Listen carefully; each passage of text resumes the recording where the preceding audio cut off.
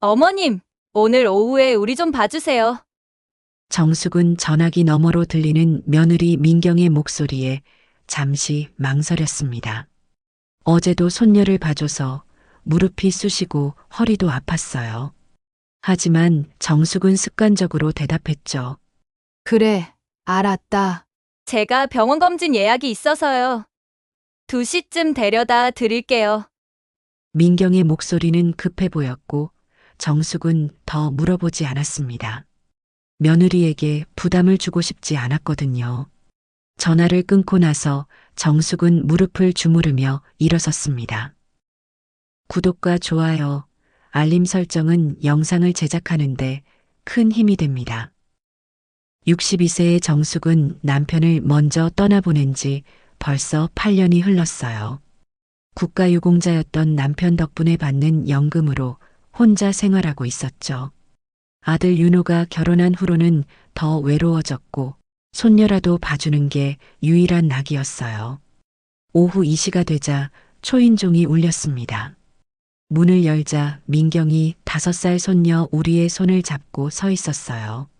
민경의 차림새를 보는 순간 정숙은 이상함을 느꼈습니다. 병원에 간다던 며느리는 화장을 진하게 하고 예쁘게 차려입고 있었죠. 목에는 새로 산 듯한 금목걸이가 반짝였어요. 어머님, 우리 부탁드려요. 제가 좀 급해서요. 민경은 정숙의 눈을 제대로 마주치지도 않았습니다. 병원 검진이라며? 그렇게 화장을 진하게 하고 가니? 네. 검진 끝나고 친구도 잠깐 만나기로 해서요. 정숙은 거짓말이라는 걸 알았지만 내색하지 않았습니다. 몇 시쯤 데리러 올 거니? 한 6시요? 늦어도 7시 전에는 올게요. 민경은 시계도 보지 않고 대충 대답했습니다. 우리야. 할머니랑 재미있게 놀고 있어. 엄마 금방 올게. 민경은 우리에게 뽀뽀를 하고는 황급히 계단을 내려갔죠. 하이힐 소리가 멀어져 갔습니다. 정숙은 우리의 손을 잡고 집 안으로 들어왔어요. 할머니, 배고파요. 그래. 할머니가 맛있는 거 해줄게. 정숙은 부엌으로 가서 김치찌개를 끓이기 시작했습니다. 우리와 함께 밥을 먹고 낮잠을 재우고 함께 그림을 그렸습니다. 시간은 빠르게 흘러 저녁 6시가 되었지만 민경은 오지 않았고 7시가 넘었는데도 연락이 없었어요. 정숙은 민경에게 전화를 걸었습니다. 아, 어머님. 죄송해요. 전화 너머로 웃음소리와 시끌벅적한 음악소리가 들렸어요. 친구들이 저녁까지 같이 먹자고 해서요. 9시쯤 갈게요. 민경의 목소리는 술을 마신 듯 들뜬 상태였습니다. 민경아, 나도 몸이 안 좋은데. 어머님, 조금만요. 오랜만에 만난 친구들이라서요. 민경은 정숙의 말을 자르고 전화를 끊어버렸고 결국 민경이 우리를 데리러 온 건 밤 10시 반이었습니다. 어머님 늦었죠? 시간 가는 줄 몰랐네요. 민경은 술 냄새를 풍기며 웃고 있었고 미안해하는 기색은 전혀 없었죠. 민경아, 다음부턴 시간 좀 지켜라. 나도 이제 몸이 힘들다. 정숙이 조심스럽게 말했습니다. 네네, 알았어요. 근데 어머님, 아직 젊으시잖아요. 민경은 핸드폰을 들여다보며 대수롭지 않게 말했고 정숙은 더 이상 말하지 않았습니다. 며느리에게 싫은 소리를 하고 싶지 않았죠. 정숙은 젊었을 때 시어머니에게 호되게 시집살이를 당했습니다. 밥을 조금만 늦게 차려도 욕을 먹었고 명절엔 새벽부터 일어나 혼자 음식을 준비했어요. 시어머니는 손가락 하나 까딱하지 않았죠.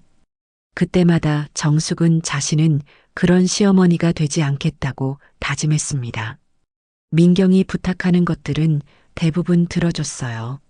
하지만 최근 들어 민경은 변했고 뭔가 이상했습니다. 아들 윤호는 34세의 젊은 나이에 중소기업의 부장까지 올랐어요. 남편 없이 혼자 키운 아들이 자랑스러웠습니다.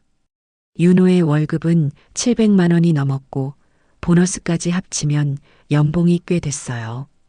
결혼 전 민경은 검소하고 차분한 성격이었습니다. 정숙은 아들이 좋은 사람을 만났다고 생각했죠. 하지만 결혼 후 윤호가 돈을 잘 벌게 되자 민경은 완전히 달라졌습니다.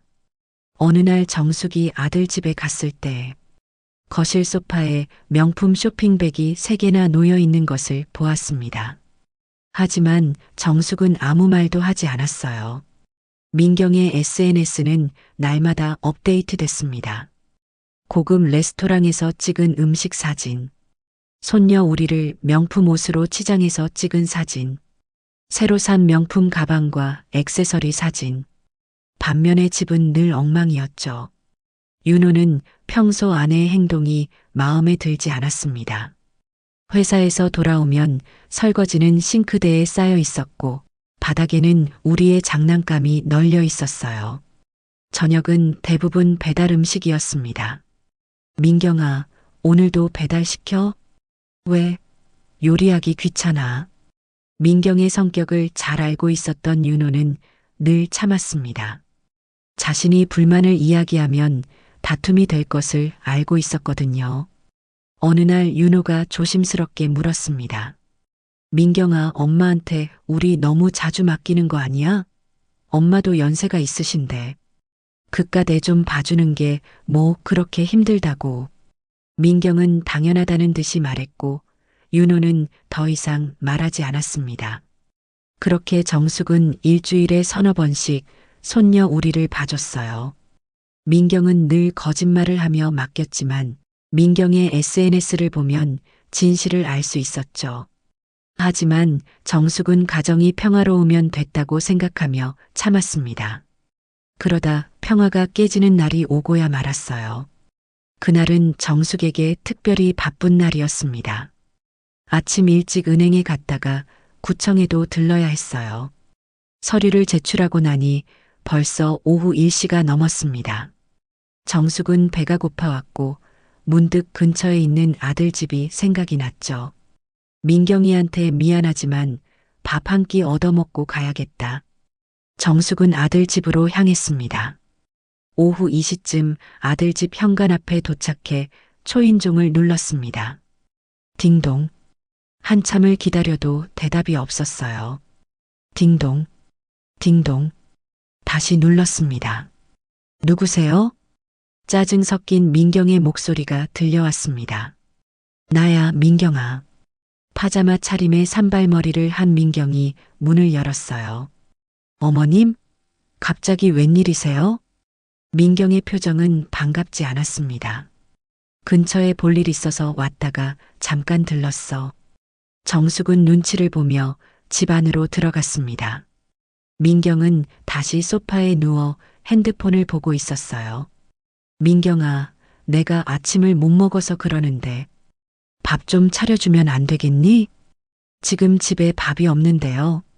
아, 식탁 위에 빵 조금 있어요. 그거 드세요. 민경은 여전히 핸드폰을 보며 말했습니다.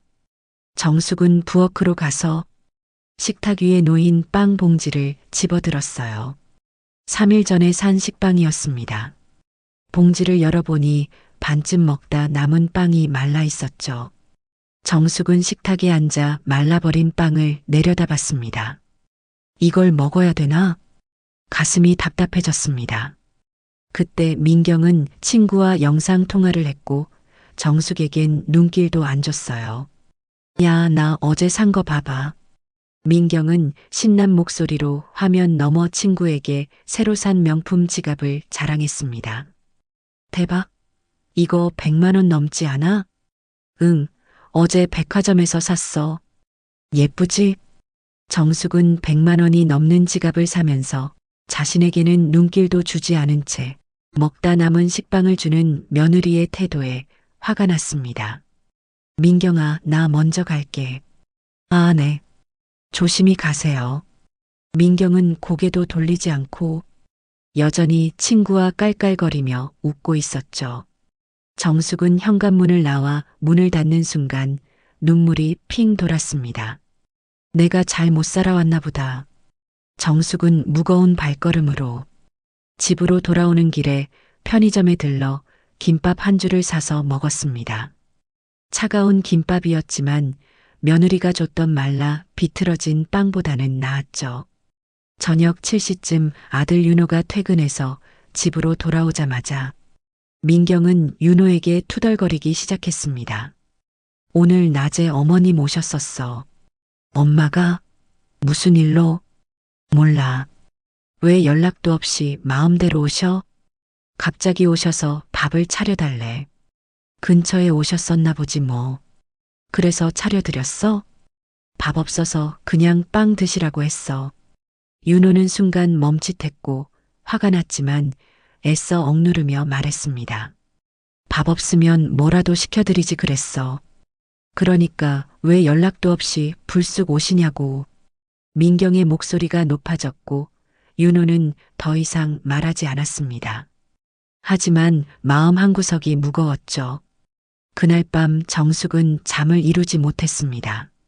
천장을 바라보며 오늘 있었던 일을 계속 떠올렸어요. 나는 그냥 손녀 봐주는 사람인가. 그런 생각이 들자 눈물이 볼을 타고 흘러내렸습니다. 하지만 정숙은 곧 눈물을 닦으며 스스로를 다독였죠.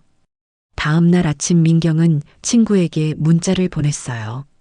어제 시어머니가 갑자기 오셔서 밥 달라고 하시더라. 진짜 황당했어. 대박. 그래서 먹다 남은 빵 줬어. 크크. 시어머니한테? 너 대담하다. 뭐 어때? 그러니까 왜 갑자기 찾아오고 난리야. 민경은 별 생각 없이 문자를 주고받았습니다. 자신이 한 행동이 얼마나 무례한 것인지 전혀 몰랐죠. 얼마 뒤 손녀 우리의 생일이 다가왔습니다. 정숙은 한 달 전부터 우리의 선물인 인형과 예쁜 원피스를 준비했죠. 생일 당일 정숙은 선물을 들고 아들 집으로 향했어요. 오후 1시쯤 아들 집 앞에 도착해서 초인종을 눌렀어요. 어머님? 민경의 얼굴에는 당황한 기색이 역력했습니다. 우리 생일이라 왔어. 우리 선물도 사왔다. 정숙은 웃으며 말했습니다. 어머님 오실 거면 미리 연락을 주셨어야죠. 민경은 여전히 정숙을 반기지 않았어요. 우리 생일인데 당연히 와야지. 일단 들어오세요. 민경은 마지못해 문을 열어줬고 정숙은 집 안으로 들어서는 순간 놀랐습니다. 거실 식탁에 음식이 가득 차려져 있었고 사돈들이 식사를 하고 있었어요. 갈비찜, 잡채, 낙지, 전복까지. 한정식 집에 온 것처럼 상이 풍성했습니다. 안녕하세요. 정숙은 어색하게 인사했어요. 사돈 오셨어요? 민경의 엄마 혜영이 얼떨떨한 표정으로 대답했고 민경의 아빠 대우는 고개만 끄덕였죠. 어머님, 일단 좀 앉아 계세요. 민경은 정숙을 거실 소파 쪽으로 안내하고 다시 식탁으로 가서 자신의 부모님들과 식사를 이어갔습니다. 민경아, 갈비찜 맛있다. 요리가 많이 늘었네. 민경과 친정 부모는 식사를 하며 웃음이 끊이지 않았어요. 정숙은 소파에 앉아 그 모습을 지켜보며 소외감을 느끼며 동시에 화가 나기 시작했습니다. 나한테는 식사했냐고 묻지도 않고 자기들끼리만 먹네. 집안에는 맛있는 음식 냄새가 가득했고 배고픔을 참아야 했죠. 정숙은 문득 얼마 전 일이 생각났습니다. 친정 부모에게는 이렇게 정성스러운 식사를 차려주면서 자신에게는 먹다 남은 빵을 줬던 며느리가 새삼 더 괘씸하게 느껴졌어요. 나는 이 집에서 뭐지? 손님도 아니고 가족도 아닌 건가? 정숙은 그렇게 식사가 끝날 때까지 혼자 소파에 앉아 있었습니다. 아무도 정숙에게 같이 먹자고 권하지 않았죠. 30분 후 식사를 마친 혜영이 정숙에게 말했어요. 사돈, 차라도 한잔 하시죠. 다 같이 소파에 모여 차를 마셨지만 민경과 사돈들의 대화에 정숙이 낄 틈은 없었습니다. 그렇게 차를 마시며 애꿎은 핸드폰만 만지작거리고 있었죠. 그때 손녀 우리가 유치원에서 돌아왔습니다. 우리는 소파에 앉아 있는 정숙을 발견하고 달려가 와락 안겼어요. 할머니, 우리 강아지. 정숙은 순간 가슴이 뭉클해졌습니다. 이 집에서 자신을 진심으로 반겨주는 건 손녀뿐이라는 생각이 들었거든요. 할머니, 보고 싶었어요. 우리야. 할머니가 선물 줄게. 정숙은 준비해온 선물을 꺼냈고 우리는 신이 나서 포장을 뜯었습니다. 상자 안에는 우리가 갖고 싶어 했던 인형과 예쁜 원피스가 들어 있었어요. 할머니, 이거 제가 갖고 싶었던 거예요. 할머니가 알지. 우리가 좋아하는 거. 정숙은 손녀의 머리를 쓰다듬었고 이 순간만큼은 행복했습니다. 우리야, 외할머니도 선물 줬잖아. 그것도 고맙다고 해야지. 민경이 끼어들었습니다. 외할머니 고맙습니다. 하지만 우리의 손에는 정숙이 준 인형만이 꼭 쥐어져 있었습니다. 정숙은 그 모습을 보며 작은 위안을 얻었어요. 시간이 흘러 오후 3시가 되었고 정숙은 자리에서 일어났습니다. 나 이제 가봐야겠다. 벌써 가시게요? 조심히 가세요. 민경은 배웅도 하지 않고 소파에 앉은 채로 형식적인 인사만 건넸죠. 혜영과 대우도 마찬가지였어요. 현관문을 열고 나서는 순간 뒤에서 민경의 목소리가 들렸습니다. 엄마, 이따 저녁도 먹고 가. 그래, 오랜만에 우리 딸 집에서 편하게 쉬다 가야겠다. 정숙은 조용히 현관문을 닫았습니다. 자신에게는 밥 한 끼 안 주더니 사돈에게는 저녁까지 먹고 가라는 말에 정숙의 가슴이 먹먹해졌습니다. 버스 정류장에 앉아 멍하니 있었습니다. 그날 밤 정숙은 쉽게 잠들 수 없었고 정숙은 분노가 치밀어 올랐습니다. 그동안 내가 너무 잘해줬나 보다. 자신을 무시하고 무례한 행동을 서슴없이 하는 며느리를 떠올리며 이제는 참지 않으리라 다짐했죠. 어느 날 오후 정숙은 집에서 설거지를 하고 있었습니다. 그때 아들 윤호에게서 전화가 왔어요. 엄마, 지금 집에 있어? 응, 왜? 민경이가 서류 갖고 갈 건데 거기 도장 찍어주면 돼. 그래, 알았다. 30분 후 며느리 민경이 왔습니다. 어머님, 저예요. 민경은 짜증난 표정으로 들어오자마자 서류 봉투를 건넸어요. 택배로 보내면 될 걸 굳이 이런 걸 시키네요. 정숙은 며느리의 태도에 화가 났지만 말없이 서류를 받아 도장을 찍어줬습니다. 그때 민경의 배에서 꼬르륵 소리가 났고 민경이 말했습니다. 어머님, 혹시 뭐 먹을 거 없어요? 냉장고에는 정숙이 어제 해둔 반찬들이 가득했지만 정숙은 냉장고 구석에 딱딱하게 굳은 떡을 꺼냈습니다. 이거라도 먹어라. 민경은 접시를 보며 물었어요. 이게 뭐예요? 떡이야. 민경은 떡을 손가락으로 눌러봤습니다. 이거 완전 딱딱하게 굳었는데 이걸 어떻게 먹어요? 밥은 없어요? 민경의 목소리에 불만이 가득했고 정숙은 민경을 똑바로 바라보며 말했습니다. 아까 내가 다 먹고 그것뿐이다. 그거라도 먹든지 아니면 그냥 가든지. 정숙은 냉정하게 말하고 거실 소파에 앉아 TV를 켰어요. 민경은 처음 보는 정숙의 모습에 멍하니 서 있었습니다. 어머님, 저 그만 갈게요. 그래, 조심해서 가.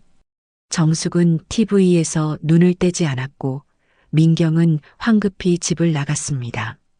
문이 닫히는 소리가 들렸고 정숙은 속이 뻥 뚫리는 것 같았어요. 자신에게 먹다 남은 빵을 줬던 며느리에게 똑같이 복수했다는 생각에 통쾌함을 느꼈습니다. 정숙은 식탁으로 가서 민경이 먹지 않은 떡을 치우고 냉장고에서 반찬들을 꺼내 혼자 점심을 먹었습니다. 한편 민경은 달라진 정숙의 태도에 기분이 많이 상했고 자신의 잘못은 생각하지 못했죠. 저녁 7시쯤 퇴근한 윤호가 들어서자마자 불평을 쏟아냈습니다. 앞으로 나한테 그런 심부름 시키지 마.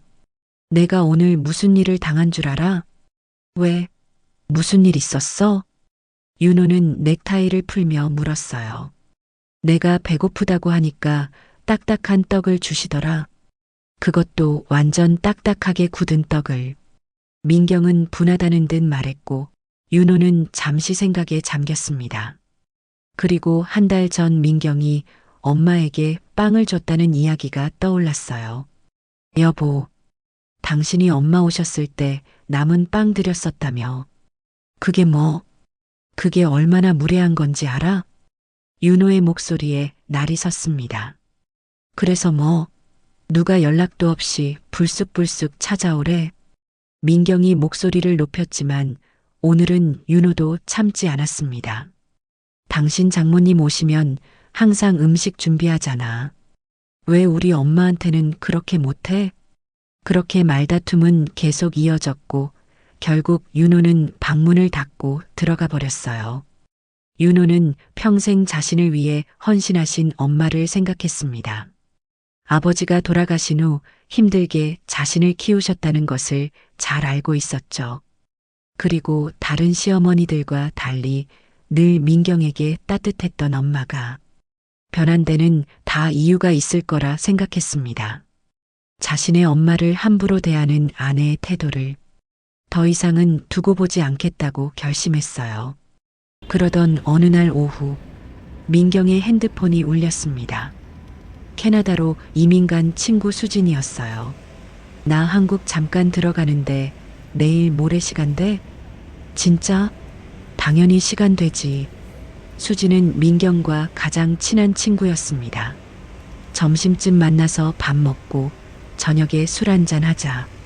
그래, 그러자. 민경은 흔쾌히 대답했습니다. 딸은 남편이 봐줘?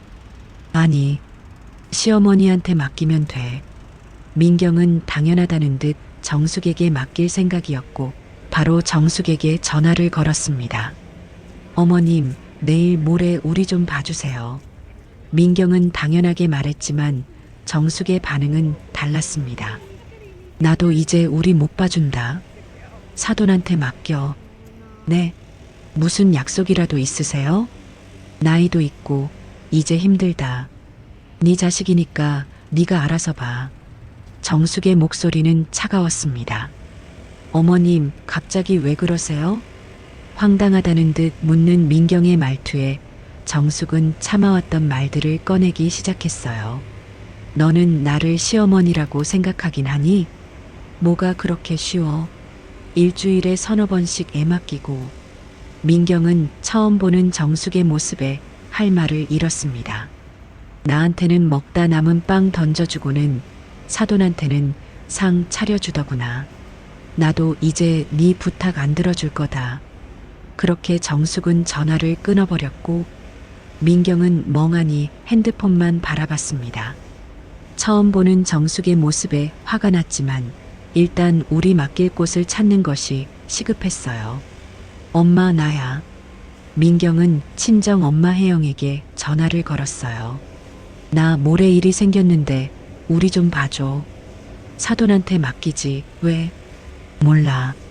어머님이 이제 안 봐주신다고 알아서 하래. 민경은 투덜거렸습니다. 사돈이? 근데 그날 너희 아빠랑 같이 모임 있는데. 혜영은 자신들의 생활을 더 중요시했습니다. 아, 그럼 어떻게 해? 민경은 짜증이 났어요. 어디 다른 데 알아보던지 사돈한테 다시 부탁해봐. 민경은 아무리 생각해도 우리를 맡길 곳이 없었고 머리가 복잡했습니다. 그날 저녁 퇴근한 윤호가 돌아오자마자 민경은 기다렸다는 듯 말했습니다. 어머니가 이제 우리 안 봐주신대. 나 모레 약속 있는데 당신이 어머님한테 얘기 좀 해봐. 불만 가득한 민경의 목소리에 윤호는 넥타이를 풀던 손을 멈췄습니다. 그럼 장모님한테 연락해봐. 엄마도 약속 있으시대. 어머님은 갑자기 왜 저러셔? 민경은 짜증을 내며 계속 투덜거렸고 자신의 어머니를 비난하는 말에 윤호도 더 이상 참을 수 없었습니다. 당신은 우리 엄마가 애 봐주는 사람으로밖에 안 보여? 장모님이랑 장인 어른 오시면 늘 정성껏 요리해서 드리면서 우리 엄마한테 제대로 된 음식 한번 해드린 적 있어? 내가 우리 엄마 아빠 챙기는 게 뭐가 어때서? 당연한 거잖아. 그럼 당신이 어머니한테 요리해드리면 되겠네. 두 사람의 다툼은 밤늦게까지 이어졌어요. 복도에 고성이 울려 퍼졌고 이웃들이 수군거렸습니다. 한편 정숙은 집에서 조용히 차를 마시고 있었어요. 손녀 우리를 생각하면 마음이 아팠지만 며느리에게 거절한 것을 후회하지 않았습니다. 약속한 모레가 되었고 민경은 화장을 하며 분주하게 준비했습니다. 결국 우리를 맡길 곳이 없어서 약속 시간을 저녁으로 변경했죠. 저녁 7시쯤 윤호가 퇴근해서 돌아오자 민경은 말도 없이 휙 나가버렸습니다. 두 사람은 고급 레스토랑에서 저녁을 먹고 자리를 옮겨 술을 마셨습니다. 새벽 1시가 되어서야 민경이 집으로 돌아왔어요. 우리는 이미 잠들어 있었고 윤호는 거실 소파에 앉아 있었습니다. 민경은 신발을 벗으며 말했어요. 우리 저녁 먹였어? 술에 취해 제대로 걷지도 못하는 민경을 보며 윤호는 화가 치밀었습니다. 당신 제 정신이야? 애 놔두고 새벽 1시까지 술을 마시면 어떻게 해? 두 사람은 늦은 새벽까지 다투고 각자 다른 방에서 잤습니다. 민경은 정숙이 우리를 봐주지 않게 되자 육아에 지쳐갔어요. 민경이 저녁 준비를 하고 있을 때 우리가 배고프다며 보챘어요. 엄마, 배고파요. 조금만 기다려. 지금 만들고 있어. 빨리 먹고 싶은데. 기다리라고. 민경이 소리를 질렀고 깜짝 놀란 우리는 울음을 터뜨렸어요. 그때 윤호가 퇴근했습니다. 왜 그래? 배고프다고 자꾸 보채잖아. 윤호는 우리를 안아 올렸습니다. 우리야, 괜찮아. 아빠가 과자 줄게. 윤호는 민경을 바라봤습니다. 최근 들어 늘 짜증을 내고 화내고 지쳐 있었죠. 윤호는 또 다툼이 될까 말을 아꼈지만 민경이 먼저 입을 열었습니다. 나 못 살겠어. 매일 우리 챙기고 밥하고 설거지하고 진짜 힘들어. 남들 다 그렇게 살아. 윤호는 차갑게 말했습니다. 당신은 편하겠네. 회사만 가면 되니까. 편하다고? 나도 힘들어. 윤호의 목소리가 높아졌어요. 여태 엄마가 우리 봐줬으니까 편하게 살았지. 윤호는 냉정하게 말하고 방문을 쾅 닫으며 들어갔고 거실에 혼자 남은 민경은 소파에 주저앉아 울었습니다. 결혼 전에는 자유로웠던 날들을 떠올리며 집에 갇혀 아이만 돌보는 지금과 비교했죠. 그러면서 자신의 잘못은 생각하지 않은 채 갑자기 달라진 정숙을 원망했습니다. 한 달이 더 지났고 윤호와 민경의 다툼은 더 이상 참을 수 없는 지경에 이르렀어요. 어느 날 저녁 또다시 큰 소리가 집안을 가득 채웠고 윤호가 낮은 목소리로 말했습니다. 우리 이혼하자. 뭐? 이혼? 민경이 날카로운 목소리로 되물었고 윤호는 흔들림 없이 말했어요. 이렇게 사느니 차라리 헤어지는 게 나아. 민경은 잠시 멍했지만 곧 소리를 지르며 말했습니다. 그래, 이혼해. 누가 무서워할 줄 알아? 그날 밤 민경은 하염없이 눈물을 흘렸고 수많은 생각들을 했습니다. 이혼? 내가 뭘 그렇게 잘못했어? 다음 날 윤호는 민경에게 이혼 서류를 건넸습니다. 우리는 네가 키워. 양육비는 매달 보낼게. 그래. 이혼해. 민경은 서류에 거침없이 사인을 했고 두 사람은 결혼 6년 만에 이혼을 했습니다. 윤호는 우리와 따로 살아야 한다는 것이 마음 아팠지만 더 이상 민경과 같이 살 수 없다는 결론을 내렸습니다. 이혼 후 윤호는 정숙의 집으로 갔습니다.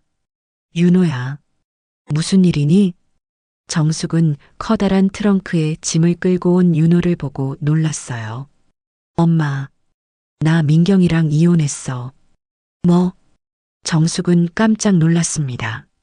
이제 엄마랑 같이 살려고. 윤호는 덤덤하게 말하며 자신의 짐들을 꺼냈습니다. 정숙은 아들이 자신 때문에 이혼한 건 아닌지 걱정됐습니다. 혹시 나 때문에 이혼한 거니? 엄마 잘못 아니야. 자주 싸우기도 했고 엄마한테 하는 행동들 보면 더 이상은 못 참겠더라고. 정숙은 아들의 손을 잡아줬습니다. 에휴, 괜히 나 때문인 것 같아서 미안하구나. 아니야. 엄마 때문이 아니고 나를 위해서 한 거야. 그날부터 정숙과 윤호는 함께 살기 시작했고 둘은 조금 더 넓은 아파트로 이사했습니다. 윤호는 퇴근 후 더 이상 배달 음식을 먹지 않았고 정숙이 해주는 따뜻한 집밥을 먹을 수 있게 되었습니다. 더 이상 현관문을 열자마자 달려드는 아내도 없었죠. 가끔 우리를 보러 가며 평온한 시간들을 보냈습니다. 한편 민경은 이혼했지만 변한 것은 없었어요. 여전히 우리를 유치원에 보내고 집안일을 하며 하루를 바쁘게 보냈습니다. 친구들도 만나지 못하고 SNS도 거의 하지 않게 되었죠.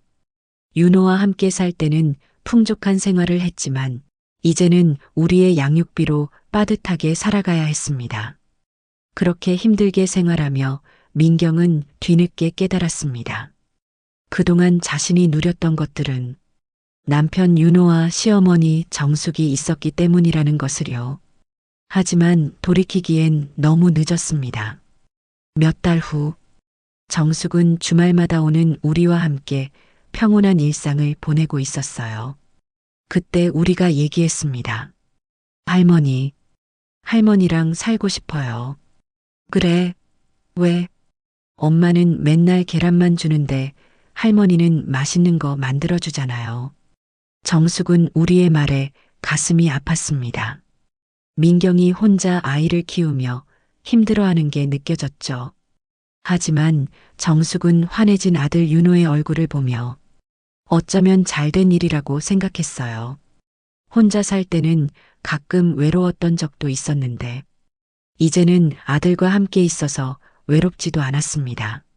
정숙과 윤호는 함께 살며 늘 웃음이 끊이지 않았고 갈등도 다툼도 없었죠. 윤호는 설거지를 도와주기도 하고 주말이면 딸 우리와 정숙을 모시고 나들이를 가기도 했습니다. 정숙은 참는 것만이 미덕은 아니라는 것을 깨달았고 자신의 존엄을 지키는 것도 중요하다는 것을 알게 되었어요. 앞으로도 아들과 함께 서로를 아끼며 존중하며 살아갈 것입니다. 여러분도 무조건 참고 살지 마세요. 부당한 대우를 받는다면 목소리를 내어 싸우세요. 정숙 씨의 삶을 응원하신다면 구독과 좋아요 부탁드립니다.